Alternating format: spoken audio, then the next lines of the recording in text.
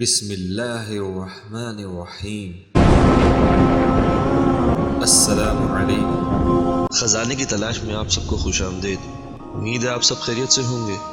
چلیے وہیں سے سلسلہ شروع کرتے ہیں جہاں سے منقطع ہوا تھا۔ چلتے ہیں آج کی نئی قسط کی طرف، لیکن سب سے پہلے سمجھداروں کے لیے ایک اشارہ اور ایک یاد دہانی۔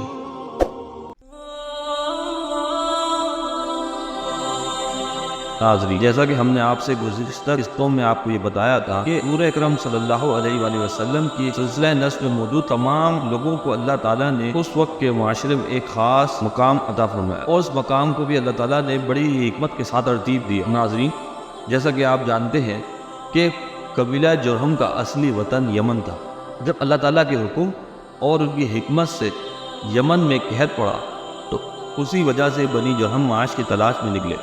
اتفاق سے راستے میں حضرت اسماعیل علیہ السلام اور ان کی والدہ ماجدہ حضرت ہاجرہ سے زمزم کے قریب ملاقات ہو گئی۔ بنو جرہم کو یہ جگہ پسند آئی اور اسی جگہ قیام پذیر ہوئے، اور پھر بعد میں حضرت اسماعیل علیہ السلام کی شادی بھی اسی قبیلے میں ہوئی، اور نبی ہونے کے بعد بنو عمالقہ اور بنو جرہم اہل یمن کی طرف واپس چلے گئے۔ 130 سال کی عمر میں آپ کا انتقال ہوا، اور اس وقت آپ اپنی والدہ کے قریب حتیم میں ہی مدفون ہوئے۔ حضرت اسماعیل علیہ السلام کے وصال کے بعد حسب وصیت ان کے بیٹے کیدار کو خانہ کعبہ کا متولی بنایا گیا۔ اسی طرح بنو اسماعیل خانہ کعبہ کے متولی ہوتے رہے۔ کچھ عرصے کے بعد بنو اسماعیل اور بنو جرہم میں کچھ تنازعات پیش آئے اور نوبت لڑائی جھگڑے تک جا پہنچی۔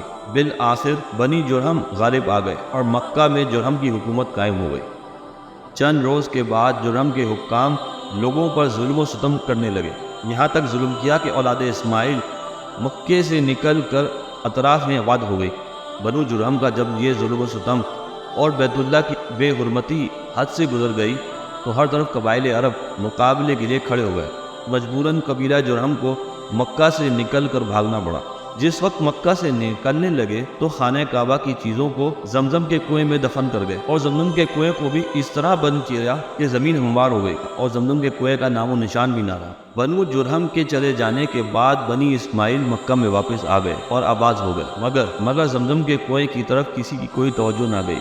وقت گزرتا گیا اور اس کا نام و نشان بھی نہ رہا، یہاں تک کہ جب مکہ کی حکومت اور سرداری حضرت عبد المطلب کے قبضے میں آئی تو اللہ تعالیٰ نے آب زمزم کا جو کنواں کافی عرصے سے چھپا ہوا تھا تو اس کو ظاہر کرنے کے لیے اللہ تعالیٰ نے حضرت عبد المطلب کو ہی چنا، اور اس کو ظاہر اس طرح کیا کہ حضرت عبد المطلب کو سچے خواب کے ذریعے سے اس جگہ کے نشانات اور علامات خواب میں ہی بتلانا شروع کر دیے۔ چنانچہ حضرت عبد المطلب کہتے ہیں کہ میں حتیم میں سو رہا تھا کہ ایک آنے والا میرے پاس آیا اور مجھ سے خواب میں یہ کہا، برہ کو کھودو۔ میں نے دریافت کیا یہ برہ کیا ہے تو وہ شخص چلا گیا۔ اگلے روز پھر اسی جگہ سو رہا تھا کہ خواب میں دیکھا کہ وہ شخص یہ کہہ رہا ہے کہ مسنونہ کو کھودو۔ میں نے دریافت کیا کہ یہ مسنونہ کیا ہے تو وہ شخص چلا گیا۔ تیسرے روز پھر اسی جگہ خواب میں دیکھا کہ وہ شخص یہ کہہ رہا ہے طیبہ کو کھودو۔ میں نے کہا طیبہ کیا ہے تو وہ شخص چلا گیا۔ چوتھے روز پھر اسی جگہ یہ خواب دیکھا کہ وہ شخص یہ کہتا ہے کہ زمزم کو کھودو۔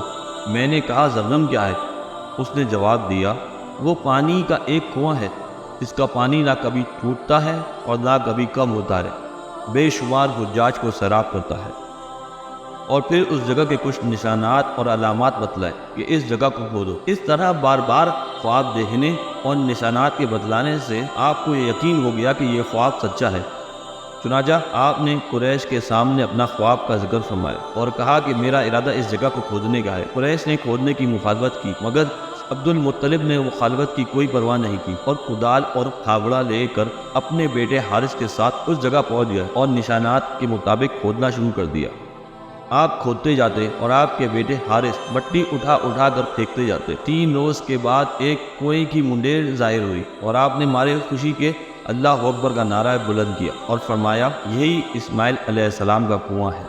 اس کے بعد آپ نے زمزم کے کنویں کے قریب کچھ حوض تیار کرائے جن میں آب زمزم بھر بھر کر حاجیوں کو پلاتے۔ چند حاسدوں نے یہ شرارت شروع کی کہ جب رات کے وقت وہاں ان حوضوں پر کوئی نہ ہوتا تو اس وقت کچھ حاسد حوضوں کو خراب کر جاتے، اور جب صبح ہوتی تو آپ ان کو درست کرتے۔ بالآخر گھبرا کر اس بارے میں اللہ سے دعا مانگی۔ اس وقت ان کو خواب میں یہ بتلایا گیا کہ تم یہ دعا مانگو، اے اللہ میں اس زمزم سے لوگوں کو غسل کرنے کی اجازت نہیں دیتا، صرف پینے کی اجازت دیتا ہوں۔ صبح اٹھتے ہی آپ نے اس کا اعلان کر دیا۔ اس کے بعد جس کسی نے بھی حوض کو خراب کرنے کا ارادہ کیا تو وہ ضرور کسی بیماری میں مبتلا ہوا، اور بار بار اس قسم کے واقعات کے ضرور پذیر ہونے سے حاسدوں نے آپ کے حوضوں کو خراب کرنا چھوڑ دیا۔ اس پورے واقعے کی تفسیر ابن سعد نے اپنی کتاب الطبقات میں، اور زرقانی نے اپنی کتاب خصائص کبریٰ میں، اور ابن کثیر نے اپنی کتاب البدایہ والنہایہ میں بیان فرمائی ہے۔ ناظرین، فی الحال آج کے لیے بس اتنا ہی۔ اگر آج کی قسط آپ کو پسند آئی ہو تو لازمی لائک ضرور کیجیے گا۔ ہمارے ساتھ جڑے رہنے کے لیے اور حضور اکرم صلی اللہ علیہ وسلم کی زندگی کے بارے میں مزید جاننے کے لیے چینل کو لازمی سبسکرائب بھی کیجیے، اور اپنے پیاروں سے بھی لازمی شیئر کیجیے۔ انشاءاللہ تعالیٰ ملتے ہیں اگلی قسط میں، جب تک اپنا بہت سارا خیال رکھیے گا۔ اللہ حافظ۔